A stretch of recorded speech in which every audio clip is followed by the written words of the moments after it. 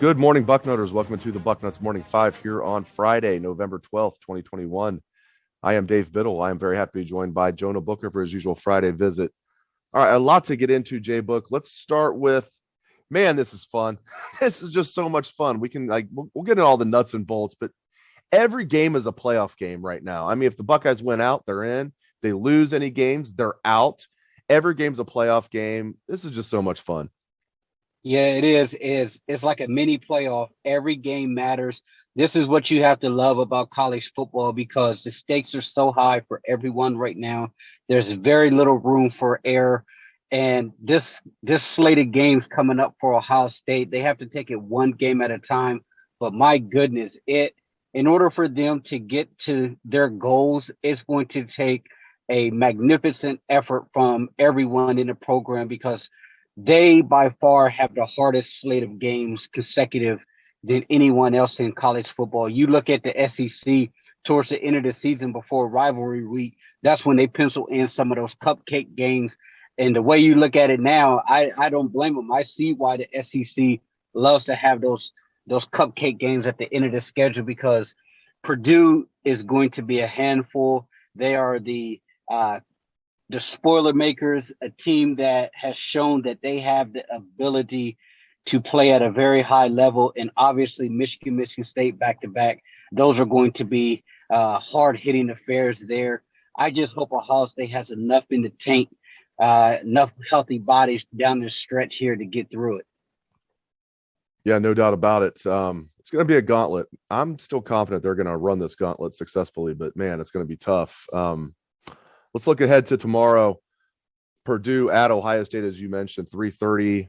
It'll be televised on ABC. You know, the Boilermakers, as you mentioned, the spoiler makers are real. I mean, number 19 in the country. The thing is, though, now they have Ohio State's attention. If they didn't already because of what happened 3 years ago in 2019 when Purdue won 49-20, they certainly have Ohio State's attention now, being number 19 in the country, already having knocked off two top three teams this year. What is your level of concern tomorrow, 1 through 10?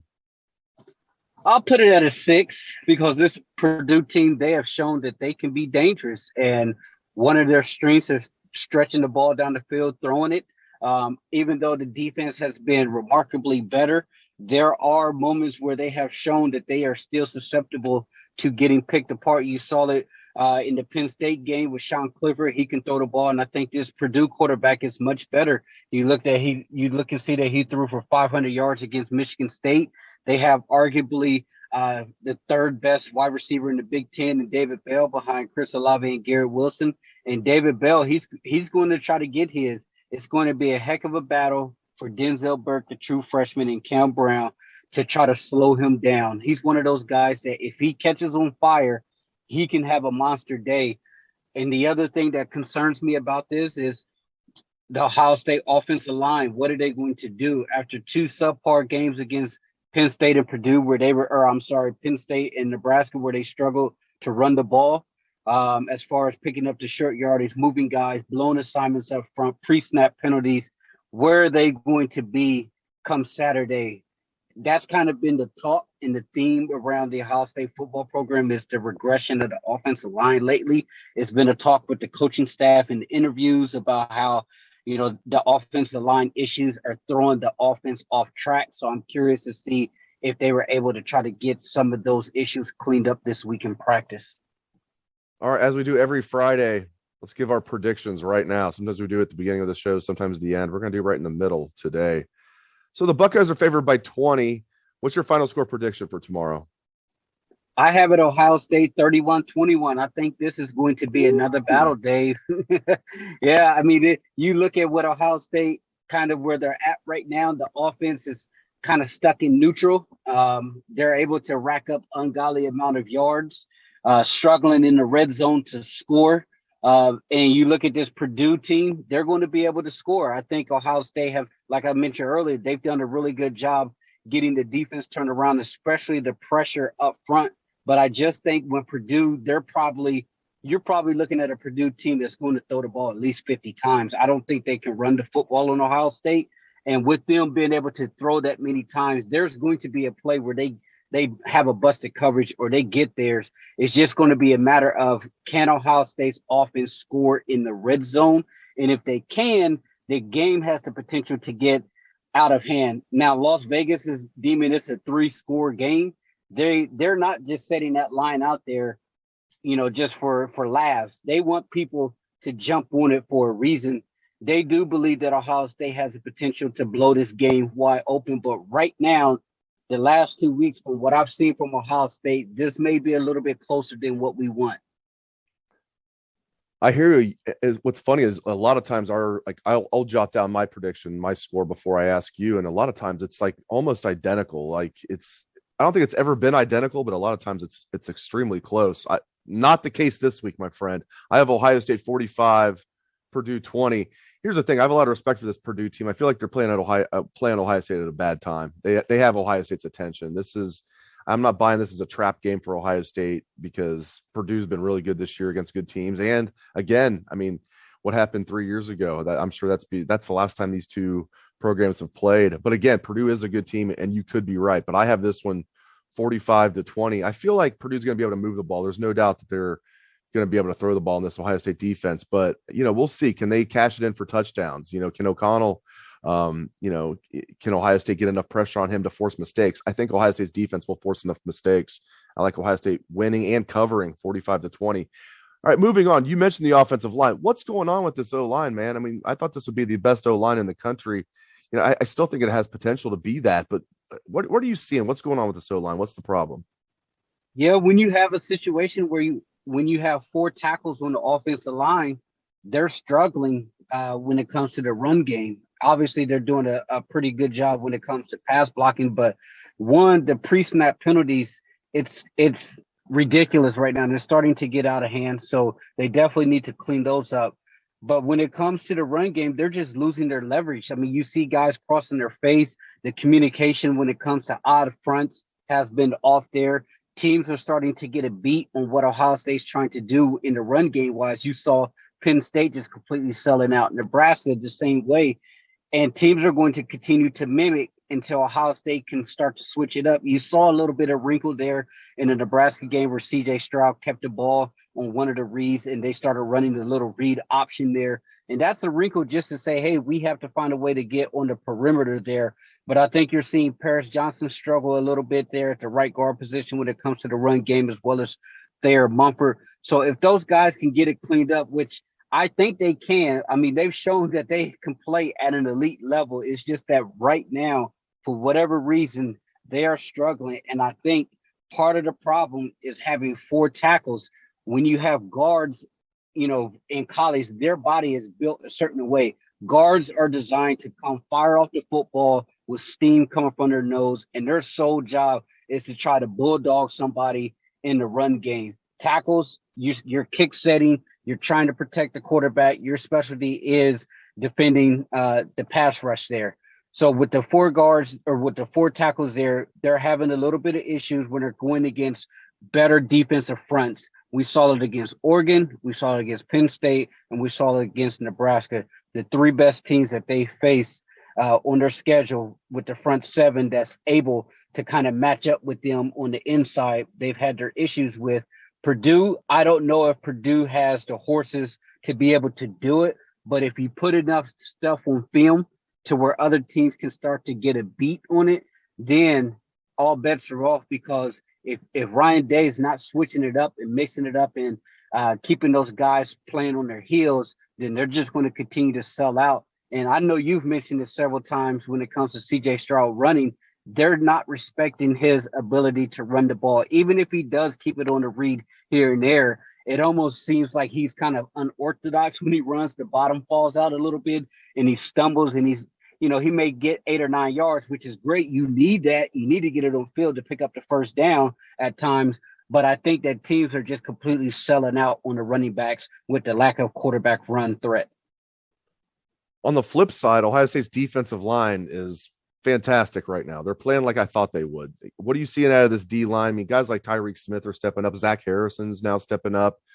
Tyleek Williams might have been in the doghouse. Ryan Day had some interesting comments yesterday saying there were some things going on. Haskell Garrett's been a little banged up. That's why his snaps have been limited. But other guys have stepped up like Teron Vincent and Antoine Jackson, guys that I thought might be just guys, even though Teron Vincent was the number one D tackle recruit in the country 4 years ago, hadn't played like that at all. But man, he's playing good. Antoine Jackson's playing good.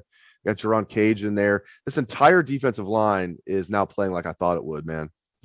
Yeah, it's pretty cool to see, Dave. The defensive line right now, they're tied for first in college football in sacks with 34. And it's really starting to come on. I mean, you're seeing games down these last several stretches where they're getting 4 and 5 sacks a game. They're creating turnovers. They're creating pressures. You watch that Nebraska first half there. They had Nebraska in 3rd and long so many times early on in that first half, and the pressure that was Taylor Martinez was seeing was creating him. It was creating issues to where he was throwing off his back foot. Balls were selling. Balls were hitting the dirt. And that is a result of the defensive line pinning their ears back and really getting after it. And I'm happy to see Tyreek Smith and Zach Harrison starting to play at a high level, especially Tyreek Smith. He has been on an absolute rampage. Now, if we can get the Big Ten refs to throw a flag for holding here and there, we'll be right. We really will be in some business because, I mean, all you need to do is just create a montage of how many times Tyreek Smith is held and send it into the Big Ten office, and it would be an hour-long movie because this kid gets clothesline, he gets his jersey grabbed. It doesn't matter. He's not going to get a call, but it's not stopping him. He's still coming full steam ahead. And then you just have those veteran guys starting to really play at that level that you were expecting. And you combine that with the younger guys starting to play at a high level. Well, those guys they've been playing great football all season long. So when you combine the two with the veterans and the younger guys, this defensive line is hell on wheels right now. To close the show, let's look at the back seven. I feel like the linebackers are really coming on. I mean, Steel Chambers is the best linebacker on this team. And for Ryan Day to say, even if we would have even if we would have won the toss, we would have taken the ball because we wanted, to have more possessions in the first half because Steel Chambers was suspended for the first half of that game because of that ridiculous targeting penalty in the Penn State game. Man, that says a lot right there that you're going to change up how you usually do it. Usually you would defer. But, we're going to take the ball because of Steel Chambers. It turns out it didn't matter. Nebraska won the toss. They deferred, so Ohio State got the ball. But, man, that speaks volumes right there. So Steel Chambers, he's really coming on. I feel like Cody Simon has been up and down, but I like him overall. I feel like he's a solid linebacker, and I feel like he's got a high ceiling as well, JBook. Tommy Eichenberg's a guy early on in the season. I was like, come on, this guy's not an Ohio State linebacker. He's improved. I feel like, those three guys, are doing a solid job right now. The back, you look at the secondary, your former positions. I like the corners right now. I like Cam Brown. I like Denzel Burke as the starters. I like Seven Banks as that number 3 corner. I feel like safety is a weakness right now. I want to get your thoughts on the back seven. What are you seeing from the linebackers and the DBs right now? Yeah, and let's start with Al Washington because early on in the season, his linebacking room was an absolute mess, and he was getting criticized, rightfully so, because the play was not up to Ohio State standards.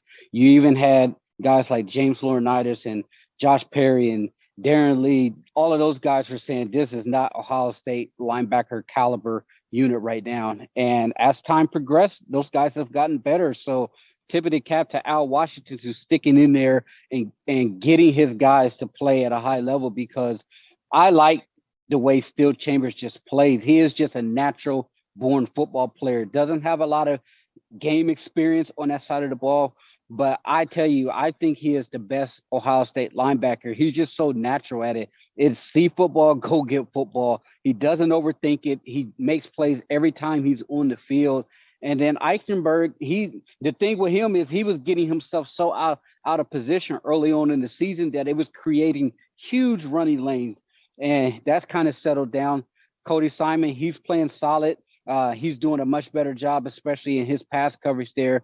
And then you look at the back end there, the corners with Cam Brown and Denzel Burke, they have the highest rating when it comes to Big Ten cornerback duos, according to Pro Football Focus.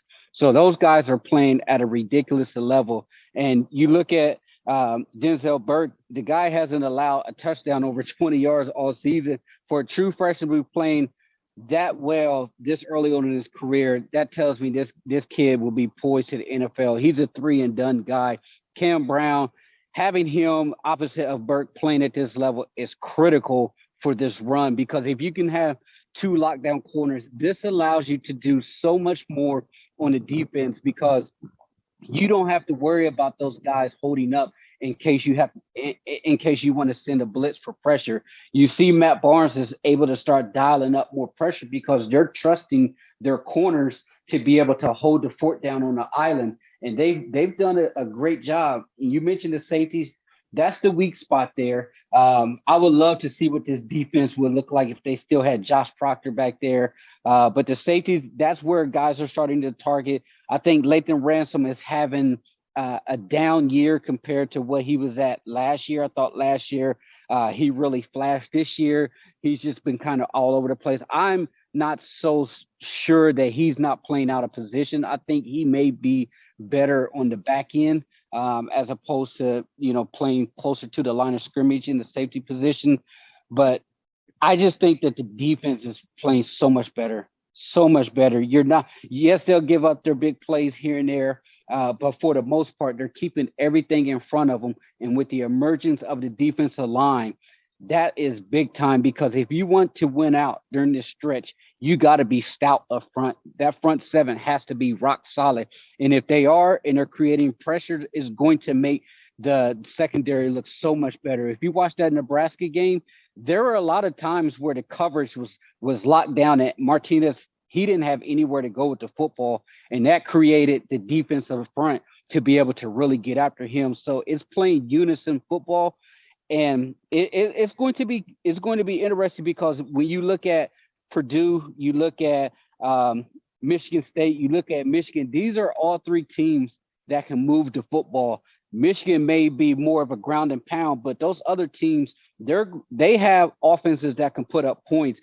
And the fact that the defense is playing their best football in November, when you want them to be playing their best football, that is going to give Ohio State a more than enough opportunity to win out and get into the playoffs.